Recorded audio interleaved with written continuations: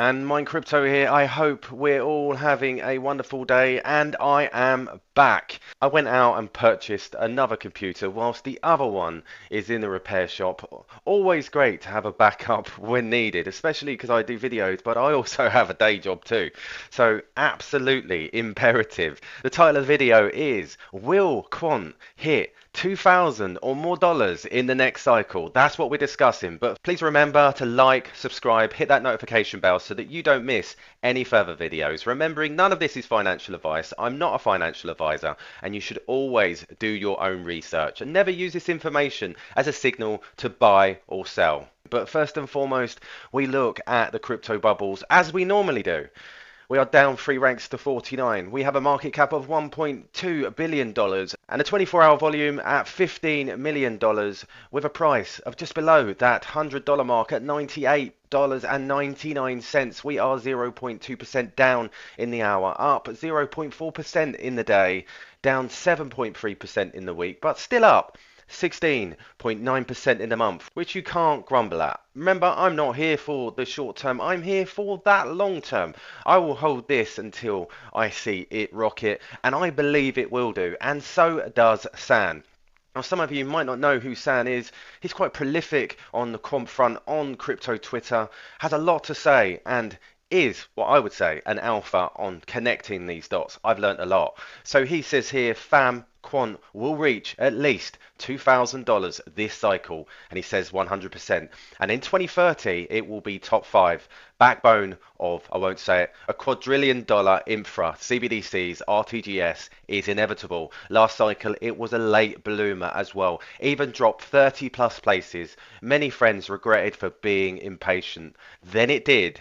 An ATX, absolutely. Now, there's been lots of controversy over the last week or so, which I haven't been able to cover because obviously I've not been here. And it's kind of made me feel sad because I love covering the news on Quant because I think it is a beast. So this is from Dr. Martin High's book. Interesting view on Quant from a competitor. The investment case for Quant is weakening rapidly. Customer adoption has been slow due to high fees, and not many clients seem to be in need of blockchain legacy interoperability. What's more, Chainlink's CCIP is making new waves with its equally easy to use approach, and Link has a lot more marketing power behind it. It is based in the US where big financial institutions are close to the project. There's also a lot of another competition brewing, bridges, which have traditionally been a recipe for disaster, are getting more secure. Finally, with the advent of chain agnostic tokens, interoperability on a special computationally complex ledger seems irrelevant. This week, Quant sent out a questionnaire asking existing and potential customers about their experience with Overledger, a sign of uncertainty. We think the performance of Quant over the last year or so seems to underline our concerns. Well, first of all, I don't know why he put this out, but he did, which I would see as simply fear, uncertainty and doubt, a FUD there. Secondly, blatantly been written in a very biased way, as we can see by the language. And it says this week Quant sent out a questionnaire, which most companies do. That's called market research. It's looking after your customers, which I think is absolutely fine. It doesn't bring any negativity at all. And to be fair, I don't think Legacy is going to want to just jump straight into the blockchain. They want security, they want regulation, and they can't just jump straight in. They're going to need a layer to be able to trust in the first instance, and I think that's where Quant is very well aligned. So essentially, yeah, it is FUD, but he did reply, and a little while later, and I felt, well, maybe this is more about engagement than anything else. And he said, I've added a note and my answer to this week's newsletter. However, we do believe that both Link and Quant have a role to play, and the investment case still stands. Quant is more centralized and works hand in hand with traditional enterprise solutions, whereas Link is more focused on decentralized networks. As of today, Quant is still the only solution offering full interoperability with legacy systems, and it may be the preferred approach for institutions. It remains unequaled in simplicity and scope, and despite the low price movement, remains firmly on our watch list. Of course it does. I mean, people talking about price. We're investing, we're not in this for a short boom, which it does feel like that often on crypto Twitter, especially with regards to crypto. Everybody's looking for that next candle. And if you're a trader, of course you are. But if you're a long-term holder, we are looking at the longevity of a project. I don't look at the ups and downs, ups and downs. I look at what I'm invested in and why I'm invested in it. You know, they said it about the internet way back in time where it would never get adopted. And if you'd have invested in Microsoft $1,000 back in the day, it'd probably be worth about $1 million right now. So that's just an eye-opener there. So we see this from LEDs, people getting salty about quant price action. Chill out, mate. We're not even at the starting line of a marathon that won't finish until the back end of 2025. I actually think, you know, with quant, I'm looking at more 2030, although there'll be some huge profits hopefully to be taken in 2025, if that's what you want to do. He says here, I know I post crap about how performing against BTC, but that's valid right now. Positioning, accumulation, this is my third season. So you'd think he knows his stuff. We see this from crypto megas. Y'all complaining about quant are going to feel max pain when it breaks out and you already fumbled your bags. I'm telling you right now, when it breaks out to the upside, you will wish you had your bags. I've been in crypto since 2017 and seen this pattern play out many times. BT's version broke out a lot sooner, but the same principles still apply. We see a move absolute latest early January, and you can see here from the charts. Absolutely. I agree wholeheartedly, and this is why I'm still here.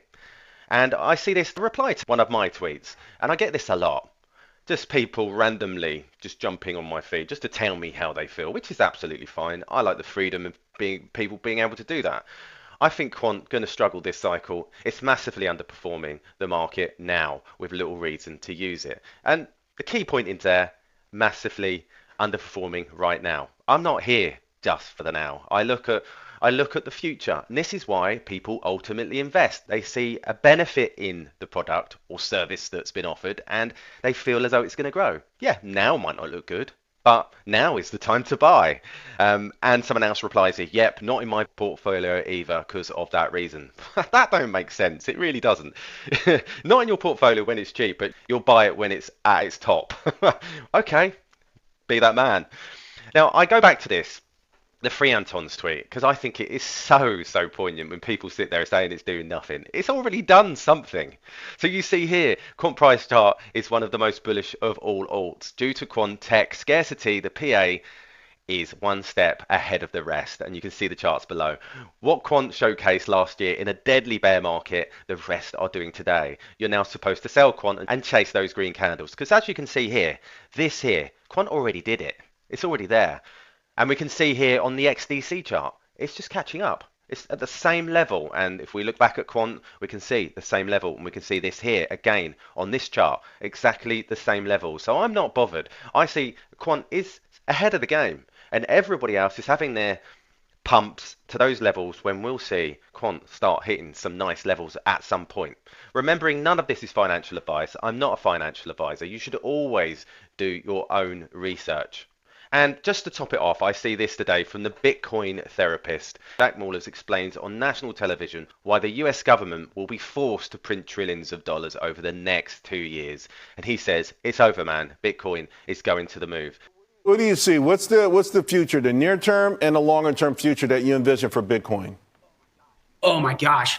This thing's going hundreds of thousands of dollars per coin, Charles. I mean, the US government is in so much debt. The way I think about Bitcoin's price equals technology plus fiat liquidity. So it's going to go up because it's innovative tech and it's better money. But what really shoots it up at a neck-breaking pace is when our government is tens of trillions of dollars in debt and has to roll that debt over. So they got a lot of money to print and financial assets are going to soar. And Bitcoin goes up the most because it's the hardest to make more of. It's over, man. This thing's going to the moon. You know, so interesting, too, because it's not just the U.S. I was just reading today, globally, these countries, these advanced nations and all this fiat currency are going to have to spend $2 trillion on the interest alone, and they won't stop spending, Jack. They just won't stop spending money, and it's coming back to haunt them, and it's coming back to maybe people realizing fiat currency is not the place to be, huh? Charles, this would be my message to America. Give me a second on this one. Guys, the U.S. government's got about $10 trillion over the next 2 years to roll over, refinance. That's debt. Our country's in debt. It's a huge problem. They got three options. One, they could pay it back. It's not a real option because we don't got the money. We're broke. Two, Our government could come out, Charles, and say, you know what, guys, we screwed up. After World War II, we changed the way money worked. We got off the gold standard. We issued debt all over the place. We got way too cocky. And actually, all of our banks don't have your money. They're insolvent. All the airlines you fly and travel on aren't actually good businesses that should be in business. Healthcare shouldn't actually be free. We screwed up. We piled on so much debt and screwed up the younger generation, and we're in huge trouble. So we're going to have to let everything fail and reset this country. Now, they're not going to do that, are they, Charles? They have a third option, which is unique to the government. They could print the money that they're missing. And when they print the money that they're missing, they're stealing from all the people that hold US dollars. And so what they'll do, they'll have to do is print dollars. And the only way to save yourself is own not dollars. And that's when you see things like the S&P 500 and gold and Bitcoin soar. And so that's what's going to happen over the next 2 years. They got to print 3 times more than they did during COVID. I love your enthusiasm, Jack. We're going to bring you back. We really do love your enthusiasm and your message. Thanks a lot for sharing it with us. Thanks a lot. Cheers, honey. All right, buddy. If you're in crypto, you know most of this anyway. But we also know that when money is flowing into Bitcoin, we know how it works. And we can see this tweet from Mystery of Crypto. BTC dominance affects altcoins in the journey to altcoin season. Focus on money flow, not exact dates. Phases vary in durations, with the first longer and the last faster, often overlapping and temporarily reversing. Now, I've done this before. So the path to alt season, we can see phase 1. We've got the Bitcoin, loads of money flows into. Then we see phase overlap, we get a bit of Ethereum, and then Ethereum tops Bitcoin, and slowly we move down the list. We go to large caps, then we go to the rest. We get mid caps, we get small caps, we get micro caps. These will all overlap at some point regardless. So when that money comes in for Bitcoin, we will see people take profits on their Bitcoin and start plowing into the alts. This is just how it works, and this is why I am very, very excited for the future. So please like and subscribe, hit that notification bell so that you don't miss any further videos like this. All the best, and I'll catch you later.